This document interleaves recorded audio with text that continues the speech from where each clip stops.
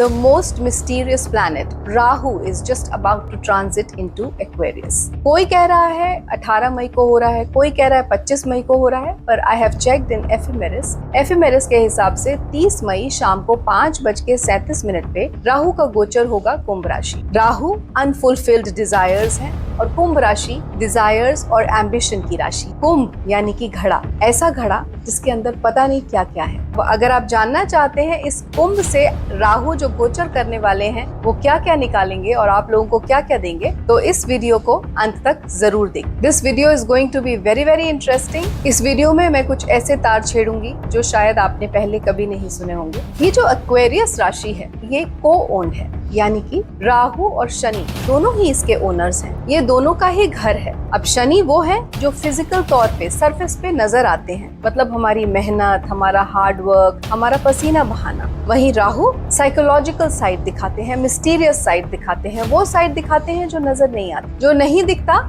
वो राहु है। राहु हमारा subconscious mind and Rahu is speed, वो विचार जो बहुत स्पीड से आते हैं और पूरे मन में और जीवन में खलबली मचा के चले जाते हैं। कहते हैं जब भी राहु जीवन में एक्टिव होते हैं मति भ्रम करते हैं, क्योंकि राहु इल्यूजन्स और डिल्यूजन्स का भी प्लैनेट है। राहु को एक शैडोई प्लैनेट कहा गया है, एक छाया ग्रह कहा गया है। ये ऐसा ग्रह है जो माया रचता है। राहु ओपनली नहीं दिखता, ये धीरे धीरे क्रीप इन करके हमारी लाइव्स में आ जाता है और अपनी प्रेजेंस को महसूस करवाता है। जो दिखता है उससे तो आप निपट लेंगे, लेकिन जो नहीं दिखता उसे कैसे हैंडल करेंगे, यही सब जानने के लिए मैं चाहूंगी कि आप इस वीडियो को अंत तक देखें। अगर अब तक आपने इस चैनल को सब्सक्राइब नहीं किया है तो please go ahead and subscribe it and do not forget to press the bell icon. जहां शनि मेहनत है वहीं राहु स्ट्रेटेजी है, जहां शनि एक्शन है वहीं राहु माइंड गेम्स है, जहां शनि स्ट्रेट फॉरवर्डनेस है वहीं राहु मैनिपुलेशन। लेकिन ये दोनों ही आज के समय में बहुत जरूरी है। If Shani and Rahu go hand in hand and in a positive manner in your kundli, you will be very very successful. क्योंकि हार्ड वर्क और स्मार्ट वर्क दोनों ही चाहिए आज के जमाने में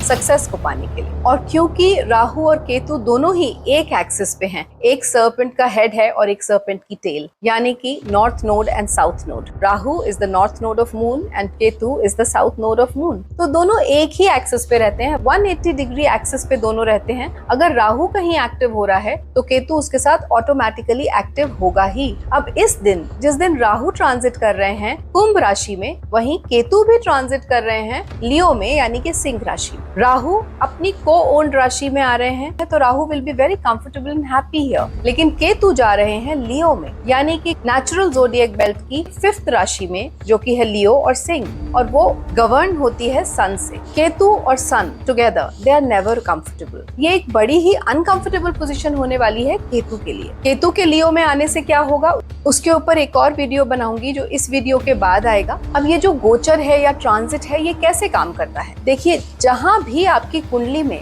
नंबर 11 लिखा हुआ है, यानी कि कुंभ या फिर एक्वेरियस, आपकी कुंडली में 12 भाव हैं, उनमें से एक भाव में कहीं 11 लिखा होगा, नंबर 11 वो होगा आपका एक्वेरियस या कुंभ राशि। अब वहां पे राहु गोचर में, ब्रह्मांड में गोचर होता रहता है, प्लैनेट्स मूव करते रहते हैं, तो राहु वहां पे इस समय गोचर करके आने वाले हैं। राहु क्योंकि एक ऐसे प्लैनेट है जो लंबे समय तक एक राशि में रहते हैं, ऑलमोस्ट 1.5 साल या फिर कह सकते हैं 18 महीने, तो इसलिए राहु का आने से पहले ही धीरे धीरे धीरे धीरे उनकी प्रेजेंस आपको महसूस होनी शुरू हो जाएगी। अभी अप्रैल चल रहा है और मई में राहु आने वाले हैं एक्वेरियस में। सो जो भी हाउस आपकी कुंडली में एक्वेरियस राशि है वो हाउस अब आपकी लाइफ में एक्टिव होने वाला है, स्पेशली अगर आपका 42nd ईयर चल रहा है। इस राहु के गोचर से सबसे ज्यादा कौन इम्पैक्ट होंगे? जिनकी राहु की या केतु की महादशा या अंतरदशा चल रही है, जिनका राहु एक्वेरियस में बैठा है या एक्वेरियस से ट्राइन्स में बैठा है। ट्राइन्स से मेरा मतलब है एक्वेरियस से जो 5वां भाव पड़ता है और 9वां भाव पड़ता है। उसके साथ साथ लियो, टॉरस, स्कॉर्पियो और एक्वेरियस असेंडेंट वाले लोग ज्यादा प्रभावित होंगे। और वो लोग जिनके कुंडली में राहु 17 या 4-10 के एक्सेस में आएगा, जो हमारे केंद्र होते हैं कुंडली में बीच के 1, 4, 7, 10, उनके एक्सेस में अगर राहु केतु आएगा 1, 7 या 4, 10 के, those people's life will be most impacted. और वो लोग जिनके की एक्वेरियस साइन में या तो सन बैठा है या मून बैठा है या उनका लग्ना लॉर्ड बैठा है। अब लग्ना लॉर्ड है उनका असेंडेंट लॉर्ड, उनकी कुंडली के 1st हाउस का स्वामी या फिर वो प्लैनेट जो 1st हाउस को गवर्न करता है। ये सभी लोग सबसे ज्यादा इस राहु केतु के गोचर से प्रभावित होंगे। राहु इन सभी लोगों के लिए ऑब्सेशन बढ़ा देगा, भूख बढ़ा देगा, प्रचुर मात्रा में धन की भूख या एक ऊंची पोजीशन पाने की भूख। बेसिकली राहु हमारे अंदर के वो डिजायर्स हैं जो कभी भी पूरे नहीं हुए, और जैसा कि मैंने कहा एक्वेरियस डिजायर्स की राशि है, एम्बिशन की राशि है, तो वहां पे आके राहु आप सभी को बहुत ज्यादा एम्बिशियस बनाने वाले हैं। इसके साथ साथ राहु टेक्नोलॉजी भी है, सो टेक्नोलॉजी में बूम आएगा। राहु सोशल मीडिया है, राहु इंटरनेट है। अभी आप देखेंगे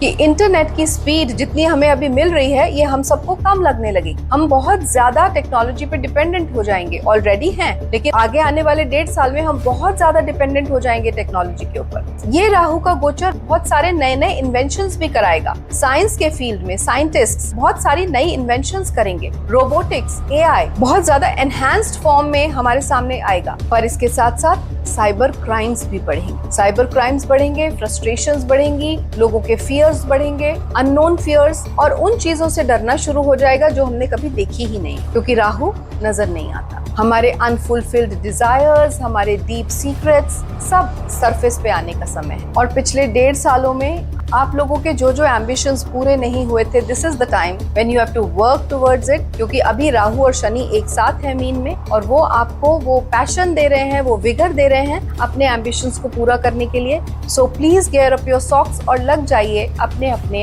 एम्बिशंस को पूरा करने के लिए। पर एक बात का ध्यान रखिएगा, राहु आपको अनएथिकल मीन्स चूज करने के लिए भी मजबूर करेगा। उसके लिए आपको पहले से तैयार रहना है, मेंटली प्रिपेयर्ड रहना है कि मुझे ऐसा नहीं करना, और सिर्फ सही राह पे चल के अपने एम्बिशंस को पूरा करना है। बिकॉज जो भी सही होता है वही लॉन्ग रन में जीतता है। जनरली मैं ट्रांजिट बेस्ड वीडियोस बहुत कम बनाती हूँ, but because these are 4 very important planets, Shani, Devguru Brihaspati, Rahu और केतु, क्योंकि इनका इम्पैक्ट ज्यादा है, क्योंकि ये ज्यादा समय तक एक राशि में रहते हैं, so I thought of just making a video on it. अभी नेक्स्ट केतु के ऊपर भी आएगा, लेकिन सब कुछ सिर्फ ट्रांजिट्स के ऊपर बेस्ड हो ऐसा नहीं होता। ये मैं अपने हर वीडियो में कहती हूँ। It's always a disclaimer from my side. आपकी कुंडली में प्लैनेटरी प्लेसमेंट्स कैसे हैं, आपकी कुंडली में कौन सी महादशा अंतरदशा चल रही है, आपकी कुंडली में राहु और केतु का प्लेसमेंट या उनकी पोजीशन क्या है, उसमें बहुत डिपेंड करेगा आपका इंडिविजुअल प्रेडिक्शन। सो किसी भी बात को बहुत सीरियसली ना लें जो मैं कह रही हूँ या और भी बहुत लोग कह रहे हैं यूट्यूब पर।